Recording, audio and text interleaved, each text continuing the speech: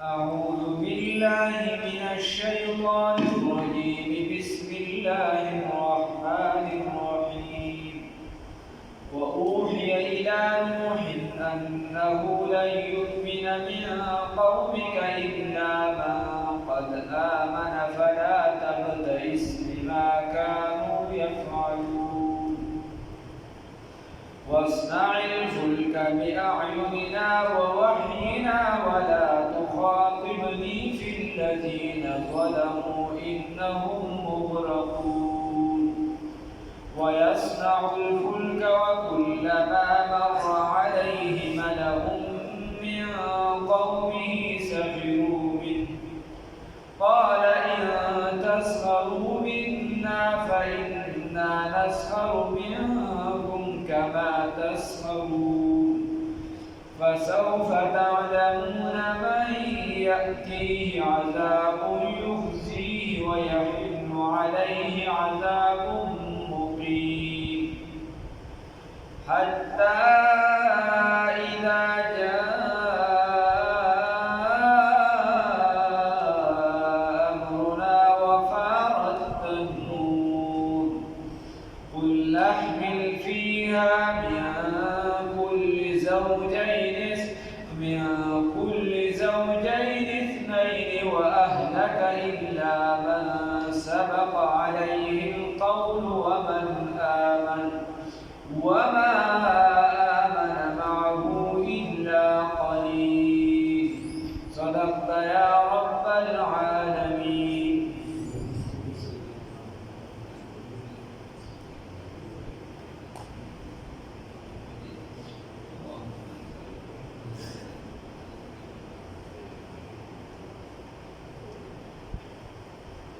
نوح عليه الصلاة والسلام واقعه شروع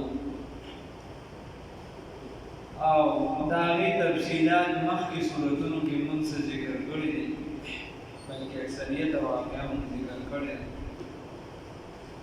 څه ځای په دې چې کومې خبرې راځي الله رب العزت فرمایي وأوحي إلى نوح او وحی وکړی شو د نوح علیه السلام طرف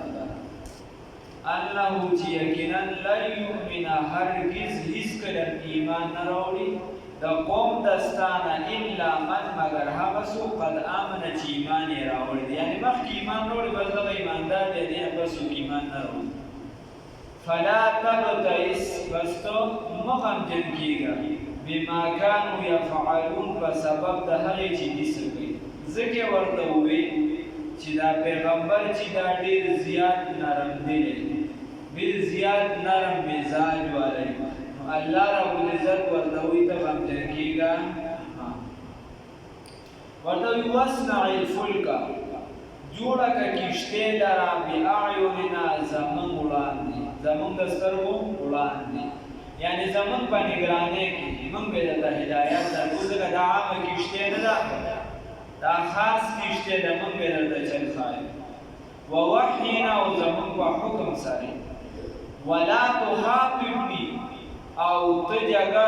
خبرې مه کوه موږ سره یعنی سفارش مه کوه د دوی ته سفارش مه کوه خبرې مه کوه موږ سره فی الذین په باره د هغه کسانو کې ظلمو چې زیاتې یې کړي دي ظلم یې کړی دی انهم مغرقون یقینا دي غرقولی شي اوس خبره دا ده چې الله رب العزت ورته وایي کښتۍ جوړه کړه نو اوس دنیا کې د اسبابو ځای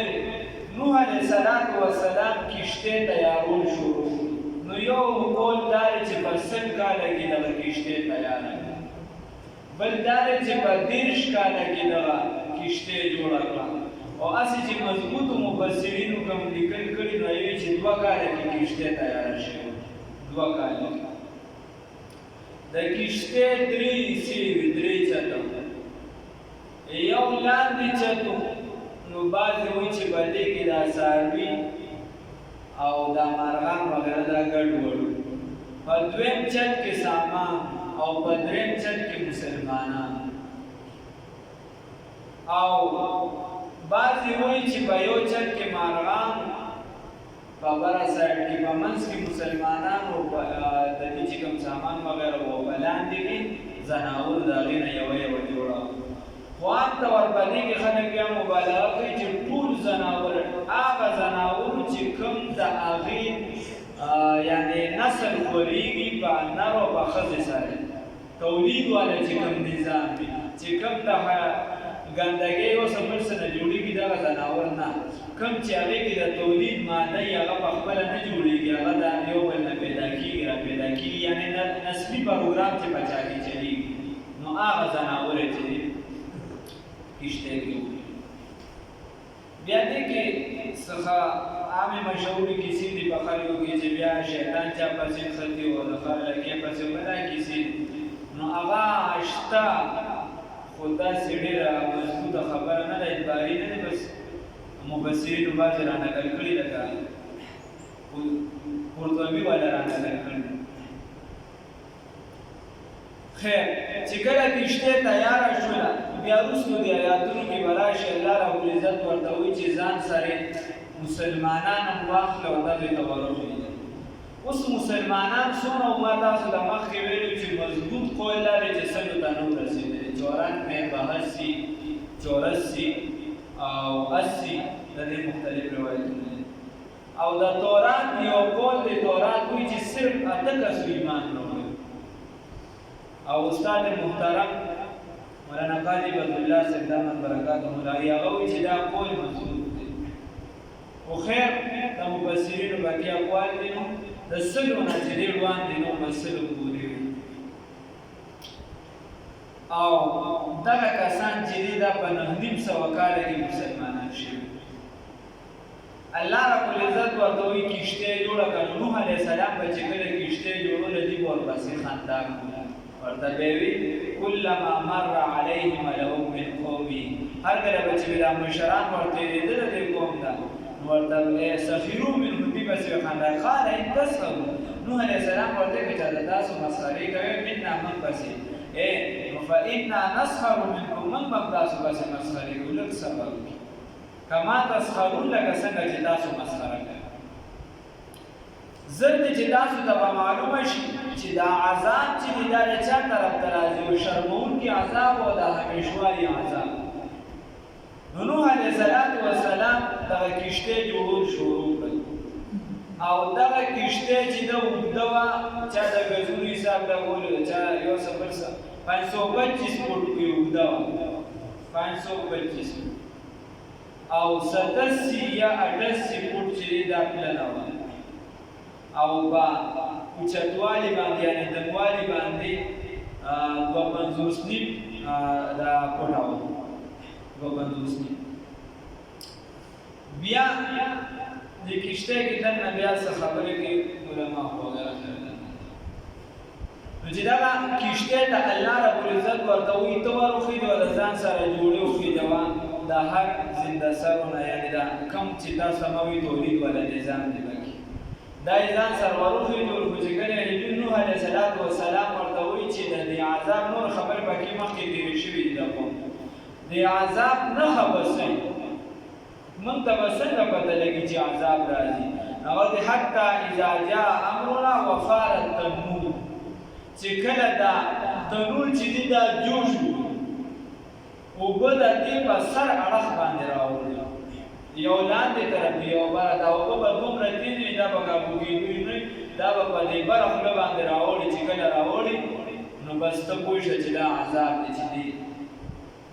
او لاړ شه بیا کشتۍ ته ورخېږي نو اوس دا تنور چې دی یو خو په فارسۍ کې هم دې ته تنور وایي په پښتو کې هم وایي اردو والا هم ورته تنور وایي او عربۍ والا هم دې ته تنور وایي نو عام تنور ته مراد بعضې او خاص تنور ته مراد د اکثر مفسرینو په رایې باندې کوم چې د حوا علیه السلام د هغې هغه تنور و دا د نوح علیه السلام په کور کې دا پاتې وه کشم سلامت وي هغه تنور ته مراد او بعضې وایي چې دا په یو جزیرې کې څه اوبه وي یو چینه وه د هغې او بعضې وایي چې دا د یو جزیرې او عبدالله ابن مسعود صاحب وایي چې دا د ځمکې د سطحې بس دغې ته چې دې تنور ویلی شي خو مضبوطه لګه خبره دا نه چې دا د تنور ته عام مراد دی کوم چې تنور نو د مرده تنور ویل وایي او دا په په باندې چې د دین او وګړه دا راوخوت کی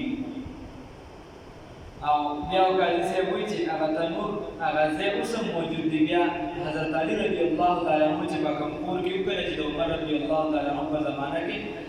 سعد بن ابي وقاص رضی الله تعالی عنہ چې هغه د کوفه دغه ځایونه ونیسل د هغه په سرګردګۍ کې دوه درې عمراو بیا د یو امیر لاندې وو ټولګي به بعضو علاقو ته بېل بېل تللي دغه ځای چې کله ونیسم دا کوم ځای کې چې یعنې د کوفې دا کوم جومات چې او دا کور چې کوم دی د علي رضي الله تعالی عنه څخه په هغې کې چې دی دغه سعد بن ابي وقاص یو ځای جوړ کړ دارالاماره دا مشر کور امارت چې کوم دا هغه به سنبالي د امیر کور دغه ځای کې بیا به تنور دی والله اعلم دا مختصره شان نور چې کوم کسان بچ نو څنګه بچوي وسبا وأوحي شوا إلى نوح سيدنا نوح عليه الصلاة والسلام أنه يقينا لن يؤمن هرگز ایمان نراوڑی من قومك دا قوم دستانسو إلا مگر من حوثو قد آمن چیمان راوڑی فلا تبتئس بستمکیگا تمغم جنکیگا بما بسبب دہائی کانو یفعلو چی کم عمل کوي چې کوم فعل یې کړی دی په دې مغم جنکیگا اوس د نتیجې وخت نتیجه به ورته ملاویږي واصنع الفلک تیارو کشتۍ لره بأعیننا زمون د سترګو د وړاندې یعنې زمون په نګرانۍ کې ووحینا او زمون په حکم سره زمون په امر سره ولا تخاطبني وتخبر مکو زمون سره فی الذین ببارد هغه کسانو کې ظلمو چې ظلم یې کړی دی انهم مغرقون یقینا دوی چې دي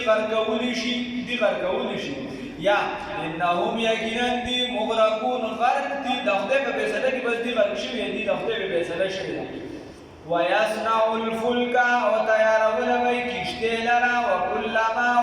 وتيارول کشتۍ لرا وكلما هر کله مرنا چې دې تباله بدینو علیه السلام باندې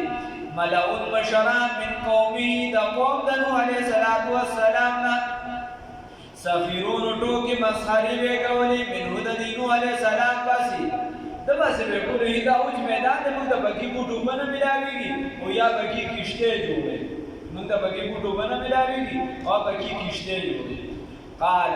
هو الولد صبر جوړه دا وخت به عذاب راولي مؤمنان موږ بیا په دې کې بچي وایي ورته ورشاوه وای موږ د بګي ګوټو باندې ملاويږي او دې بګي کشته جوړې دي کې باندې او په راځي دومره ډېر راځي قال نوح علیہ السلام ان تسخروا بجد تاسو مسخري کوي منا من پسې یعنی اوس من پسې تاسو مسخري کوي فإنا بس یقینا منګه نسخروا مسخري وکاو منکم تاسو پسې کما تسخرون لکه څنګه چې تاسو مسخري کوي فسوف تعلمون بزر دي چې تاسو ته معلومه شي بزر دي چې تاسو په پوه شي من به هغه چا باندې من چې څوک دي یاتی چې راځي هغه ته عذاب یخزي رسوا کوونکی شرموونکی ويحل چې لازم بشي علیه بدبانې او را بشي نازل بشي علیه بدبانې عذاب مقیم عذاب د همیشوالي حتی تردی پوری اضافه وقت کی جا اجراء امرنا حکم زمنگا وفارت تنور او اورا اوٹ کی دا تنور نو د دې وجه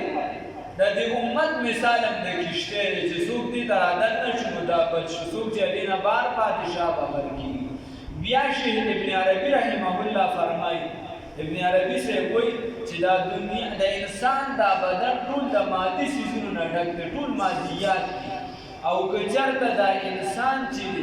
دا د مادیاتو نه ډک دی دا انسان هلاکیږي دا انسان هلاکیږي او کدی د روح د پاره د ایمان او د اعمال صالحو کشته جوړه کی نو بس دی بغیر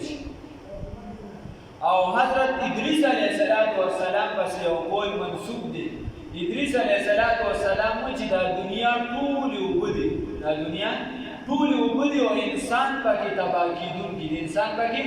تباه کیدونکي دی په دې اوبو کې. بس هغه کس بچ دی چې چا د ځان لپاره د ایمان او د اعمالو صالحو کښتۍ جوړه کړه د کامیابۍ ځای ته دې ځان وباسي. هغه کس بچ دی چې چا د ځان لپاره د ایمان او د اعمالو صالحو کښتۍ جوړه کړه او د کامیابۍ ځای ته دې ځان وباسي. حتی تر دې پورې اذا په هغه وخت کې چې راغلو امرنا حکم زمونږه او رسول الله صلی الله علیه وسلم فرمایي وی زما د اهل بیتو مثال دا په شان د کښتۍ دی. زما د اهل بیتو مثال په شان د کښتۍ دی. او بیا وی رسول الله صلی الله علیه وسلم فرمایي وی د صحابو مثال دا په عامو نور صحابو مثال دا پکې راځي خو نور عامو صحابو باره کې ده. د دې مثال چې دا په شان د ستورو دی. نو تاسو د کښتۍ ته په دې باندې ځان لازم کې دې ته وروخېږئ چې د نوح علیه السلام کښتۍ ته څوک راوخته د اهل بیتو سره ټچ شوې نو ځان به بچ کړي او دغه کښتۍ به بیا ځي په رڼا د ستورو باندې. دا تیارې دي بیا فسادونه دي فتنې دي دا به ځي په رڼا د ستورو باندې. نو د صحابو تابعداري به لازم کړي. حتی تر دې پورې اذا په وخت کې چې راغی امرنا حکم زمونږه وفارت تنور او راوغورځي د تنور قلنا موږ ورته وویل احمل سوارکه فیها په دې کې من کل د هر نوعنا زوجین دوه کسه زوجین جوړه اثنین یوه د هر یو نه چې د هر نوع نه چې یوه جوړه چې دی دا راوخی د ودی کښتۍ ته یا عامه معنا من کل زوجین اثنین د هر قسمه زنده سرونه یوه جوړه و اهل یا د هر قسمه زنده سرونه دوه دوه وایي یو د نارینه او یو زنانه څنګه چې په انسانانو کې یعنې مسلمانانو خو ټولو دغه شان په هغې کې چې کوم نر او کوم ماده دا دا ورته روحي وه و اهلک او اهل خپل روحي ته ما تاسو وایي څه پکې مسلمانانو الا من مگر هغه څوک سبقه الا من مگر هغه څوک نه سبقه چې وړاندې شوې ده علی باندې القول فیصله هغه څوک نه ما تاسو ویلي یوه بیبي وه او یو جان یو زوی دا دواړه چې دا په دغه کې هلاک شوي الا مگر من هغه څوک نه سبقه چې لازمه شوې ده چې فیصله چې وړاندې شوې ده علی باندې القول فیصله ومن او هغه څوک آمنه چې ایمان یې راوړی دی وما آمنه او ایمان نه راوړي معه سره د نوح علیه السلام الا قلیل مگر لږو کسانو. الله رب العزت وایي د هغه سره چا ایمان نه راوړي مگر لږو کسانو.